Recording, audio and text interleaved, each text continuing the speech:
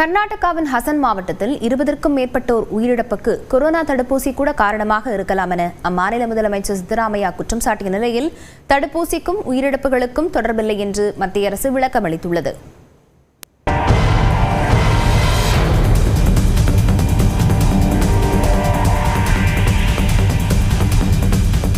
கர்நாடகாவின் ஹாசன் மாவட்டத்தில் கடந்த ஒரு மாதத்தில் மட்டும் 20க்கும் மேற்பட்டோர் மாரடைப்பு ஏற்பட்டு உயிரிழந்தனர். இதில் இணை நோய் எதுவுமின்றி இளம் வயதினர் ஏராளமானோர் இருந்தது பொதுமக்களிடையே அச்சத்தை ஏற்படுத்தியது. இது தொடர்பாக அறிக்கை வெளியிட்ட அந்த மாநில முதலமைச்சர் சித்தராமையா திடீர் மாரடைப்புகளுக்கு கொரோனா தடுப்பூசி காரணமாக இருக்கலாம் என்ற சந்தேகத்தை புறக்கணிக்க முடியாது என்று கூறினார். திடீர் உயிரிழப்புகளுக்கான உண்மையான காரணங்களை கண்டறிய மருத்துவர் KS ரவீந்திரநாத் தலைமையில் குழு அமைக்கப்பட்டிருப்பதாகவும் அவர் தெரிவித்தார். இந்நிலையில் கொரோனா தடுப்பூசிக்கும் திடீர் மரணங்களுக்கும் எந்தவிதமான தொடர்பும் இல்லை என்று மத்திய அரசு விளக்கம் அளித்துள்ளது. அதன்படி கடந்த 2023ஆம் ஆண்டில் 19 மாநிலங்களில் திடீரென்று உயிரிழந்த 18 முதல் 45 வயதுக்கு இடைப்பட்டோர் குறித்து இந்திய மருத்துவ கவுன்சில் மற்றும் தேசிய நோய் தடுப்பு அமைப்பு இணைந்து ஆய்வு மேற்கொண்டதாக மத்திய அரசு தெரிவித்துள்ளது. அதில் திடீர் உயிரிழப்புகளுக்கும் கொரோனா தடுப்பூசிக்கும் எந்த தொடர்பும் இல்லை என்று தெளிவானதாக கூறப்பட்டுள்ளது. 1-2% உள்ளவர்களுக்கு இரத்த குழாய் அடைப்பு ஏற்படலாம் என்று WHO அப்பவே வார்னிங் கொடுத்துருந்தாங்க. இது ஒன்றும் புதுசே கிடையாது.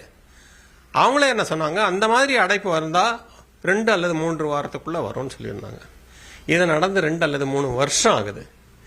ஆகவே இதையும் கோவிட் தடுப்பூசியும் அவர் எப்படி லிங்க் பண்ணுறாருன்னு எனக்கு தெரியல. அதுவும் அவர் என்ன சொல்கிறாரு, இந்த அறிக்கையை 10 நாளில் தரணுன்றார். 10 நாளைக்குள்ள உலகத்தில் எங்கேயாவது மருத்துவ ஆராய்ச்சி செய்ய முடியுமான்றது ரொம்ப வேதனைக்குரிய சமாச்சாரம். இதே போன்று இந்திய மருத்துவ கவுன்சிலுடன் இணைந்து டெல்லி எய்ம்ஸ் மேற்கொண்ட ஆய்வில் இளம் வயதில் ஏற்படக்கூடிய திடீர் உயிரிழப்புகளுக்கு மாரடைப்பு காரணம் என்பது தெரிய வந்திருப்பதாக குறிப்பிட்டுள்ளது.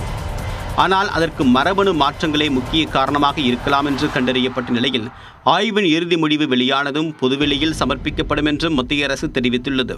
எனவே இந்த இரு ஆய்வுகளின் அடிப்படையிலும் இளம் வயதில் ஏற்படக்கூடிய திடீர் உயிரிழப்புகளுக்கும் கொரோனா தடுப்பூசிகளுக்கும் எந்தவிதமான தொடர்பும் இல்லை என்பது புரிய வருவதாக மத்திய அரசு கூறியுள்ளது.